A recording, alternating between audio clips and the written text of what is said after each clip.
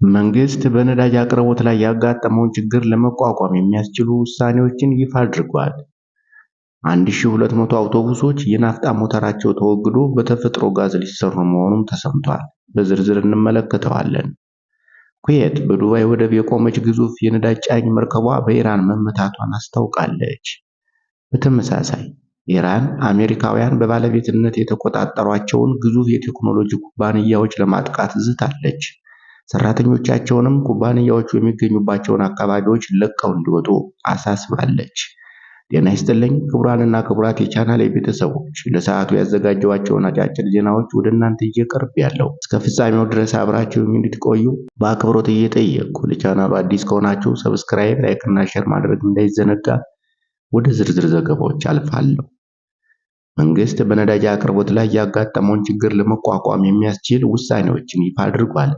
መንግስት በመካከለኛው ምስራቅ ጦርነትና ዓለም አቀፍ ቀውስ ምክንያት በነዳጅ አቅርቦት ላይ ያጋጠመውን ችግር ለመቋቋም የሚያስችሉ ውሳኔዎችን ማሳለፉን የንግድና ቀጠናዊ ትስስር ሚኒስቴር ካሳሁን ጎፌ ገልጸዋል።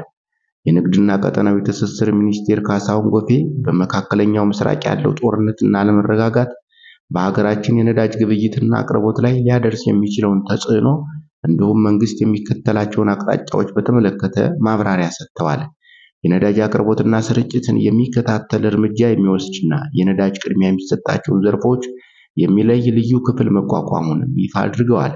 በመካከለኛው ምስራቅ ያለው ጦርነትና አለመረጋጋት በሀገራችን የነዳጅ ግብይትና አቅርቦት ላይ ተጽዕኖ ማሳደሩን ተናግረዋል። በጦርነቱ ምክንያት በዓለም አቀፍ ደረጃ ከጦርነቱ በፊት የአንድ በርሜል ነጭ ናፍጣ ዋጋ $80 የነበረ ሲሆን አሁን $230 መድረሱን፣ ቤንዚንም ከ70 ወደ $150 ማሻቀቡን ገልጸዋል።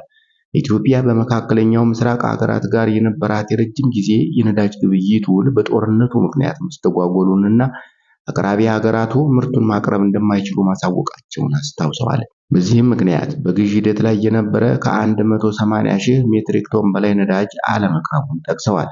በጦርነቱና አለመረጋጋቱ ምክንያት በነጭ ናፍጣ ላይ የነበረው የቀን አቅርቦት ከ9.2 ሚሊዮን ሊትር ወደ 4.5 ሚሊዮን ሊትር ዝቅ ማለቱንም ጠቁመዋል። የተለያዩ ሀገራት ያጋጠማቸውን የነዳጅ አቅርቦት እጥረት ተከትሎ የተለያዩ ማህበራዊና ኢኮኖሚያዊ ዕቀባዎችን እያደረጉ መሆኑን ገልጸው የኢትዮጵያ መንግስት የሚከተለውን መርህ ግን ከህዝቡ ጋር በመተባበር ችግሩን በጋራ ለመሻገር መሆኑን ጠቅሰዋል።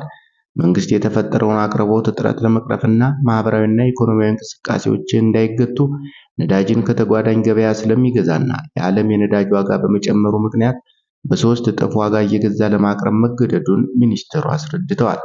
ምንም እንኳን የዓለም አቀፍ የነዳጅ ዋጋ በከፍተኛ ሁኔታ ቢጨምርም መንግስት የዜጎችን ኑሮ ለመታደግ በአሁኑ ወቅት በነጭ ናፍጣ ላይ በ1 ሊትር 95 ብር፣ በቤንዚን ላይ ደግሞ 42 ብር ድጎማ እያደረገ ይገኛል ነው ያሉት። እስካሁን 262 ቢሊዮን ብር ገደማ ድጎማ ማድረጉን በማንሳት በየወሩም ከ15 እስከ 20 ቢሊዮን ብር ለድጎማ እየተመደበ መሆኑን ጠቅሰዋል።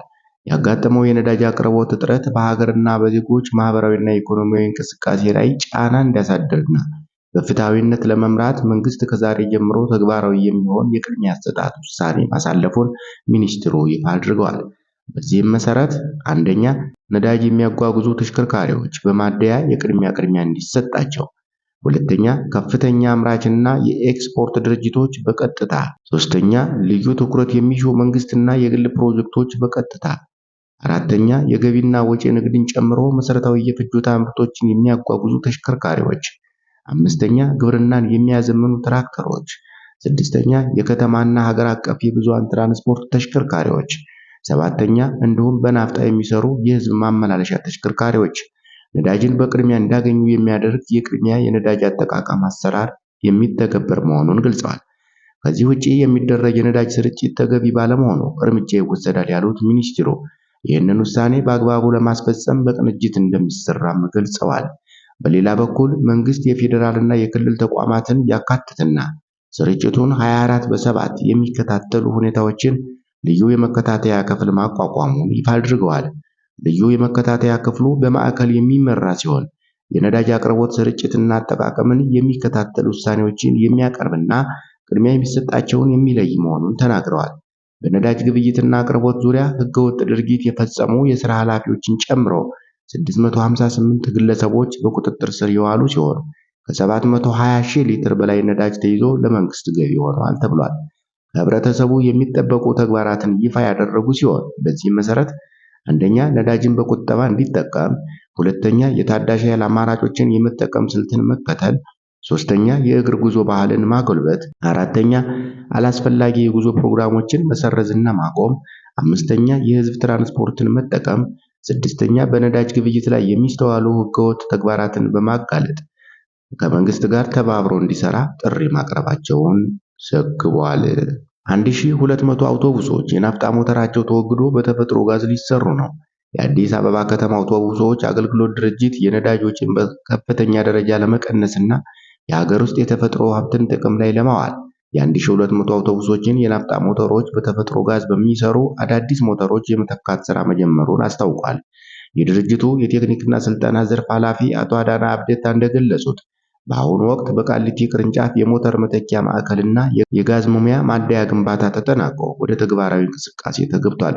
ይህ ፕሮጀክት በመጀመሪያው ምዕራፍ 1200 አውቶቡሶችን የሚያካትት ሲሆን ለአገልግሎት የሚውለው የተፈጥሮ ጋዝ ሙሉ በሙሉ በሀገር ውስጥ የሚገኝ በመሆኑ ተቋሙ ለነዳጅ ግዥ የሚያወጣውን ከፍተኛ ወጪ እንደሚያስቀረው ተገልጿል። በአሁኑ ወቅት ለሙከራ የሚሆኑ ሞተሮች ተከላ እየተከናወነ ሲሆን ቀሪዎቹ ሞተሮች በሂደት ላይ እንደሚገኙና የቴክኒክ ባለሙያዎችም ስለ አዲሱ ቴክኖሎጂ አጠቃቀምና ጥገና ስልጠና በመውሰድ ላይ መሆናቸው ዘግቧል።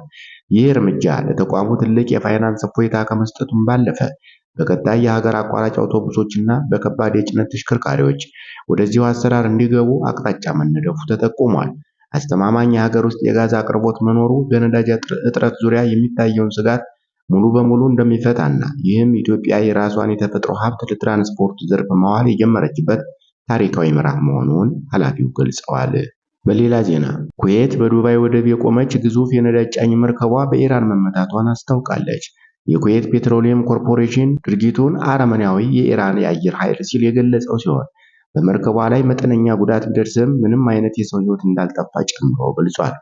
አልሳልሚ የተሰኘችው ይህች መርከብ ጥቃቱ በሚሰነዘርበት ወቅት ሙሉ በሙሉ ነዳጅ ጭና የነበረች ሲሆን በጥቃቱ ምክንያት በመርከቧ ላይ እሳት ተነስቶ ነበር። የዱባይ ባለስልጣናት ጥቃቱ በድሮን የተፈጸመ መሆኑን ገልጸው እሳቱን የማጥፋት ጥረት መቀጠሉን አስታውቀዋል።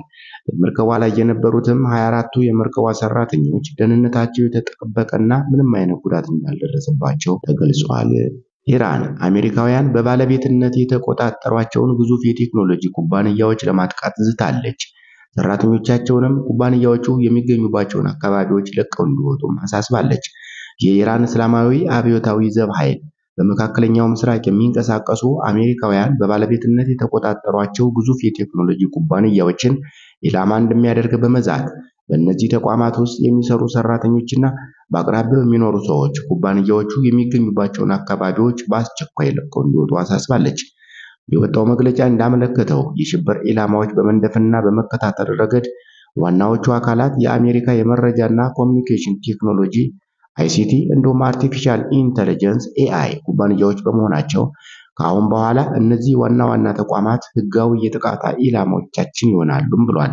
በተጨማሪም ተጨማሪ የኢራን ከፍተኛ የፖለቲካና መከላከያ መሪዎች በታቀደ ግድያ የሚገደሉ ከሆነ ከዛሬ ከመጋቢት 23 ቀን 2018 ዓ.ም ምሽት 2 ሰዓት ጀምሮ ቦይንግ፣ ቴስላ፣ ሜታ፣ ጉግል እና አፕልን ጨምሮ ከ15 በላይ ኩባንያዎች ኢላማ እንደሚደረጉ የኢራን እስላማዊ አብዮታዊ ዘብ ኃይል አስታውቋል።